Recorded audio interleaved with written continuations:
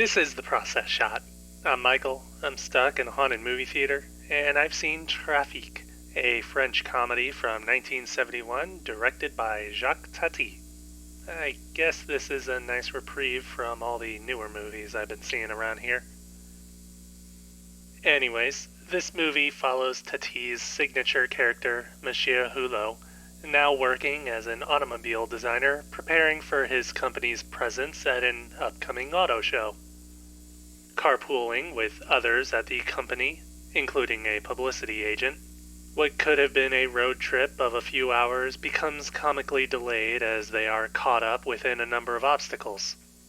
From their truck breaking down to having to deal with customs, and even a multi-car crossroads accident. Needless to say, things aren't going so well at the car show either.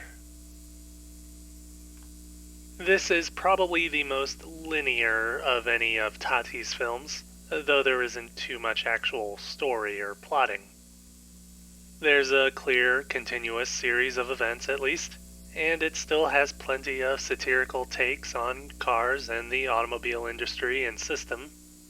It's more that the first several scenes are more of a setup for getting Hulot and others on the road, and it's once they're on the move that things pick up and hone in on the traditional satirization and other trademarks.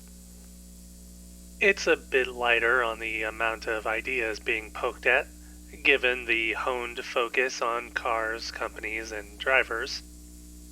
Even so, what we do see is paced out well enough that it both covers a lot of ground and still feels like a breezy story, even when it's literally stopped overnight for repairs. The film even makes multiple references to space travel, reasonably the next step up from the ground. There's also a good amount of time spent on pure visual information and juxtaposition, not only within sight gags, but in montages. For example, there are several seemingly candid sequences with drivers engaged in similar activities or undergoing the same hassles while getting gasoline or when caught in traffic. It's observational humor in its look at driver comfort and variety, but it also shows a sense of a universal experience, if that makes sense. Anyways, while this movie is still filled with Tati's directorial trademarks, it is, again, a bit more held back, especially compared to Playtime or, well, any of his past movies. Shots are still well composed, but they're not the wide vistas of those other films, with more focus on action and gags within scenes through closer angles, or building up a sense of a geometric composition of whatever's in the scene.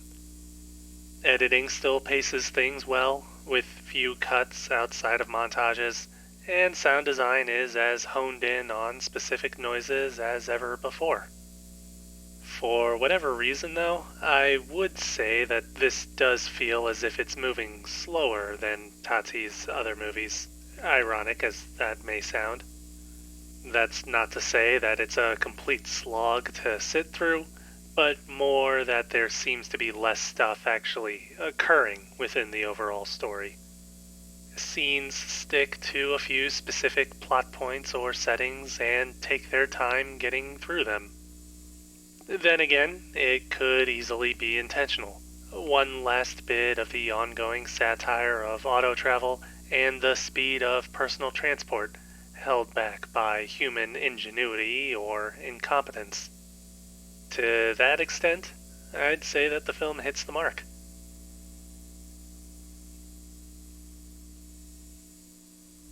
Trafic, Jacques Tati, 1971. 4 stars. I'd say that it's still worth seeing. Maybe it hits better on a rainy Saturday morning or something.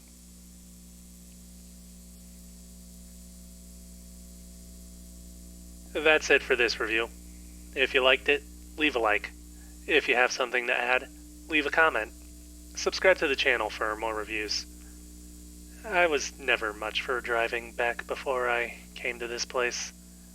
This movie just shows how little things have changed over the decades, and across the countries, I suppose, since, France.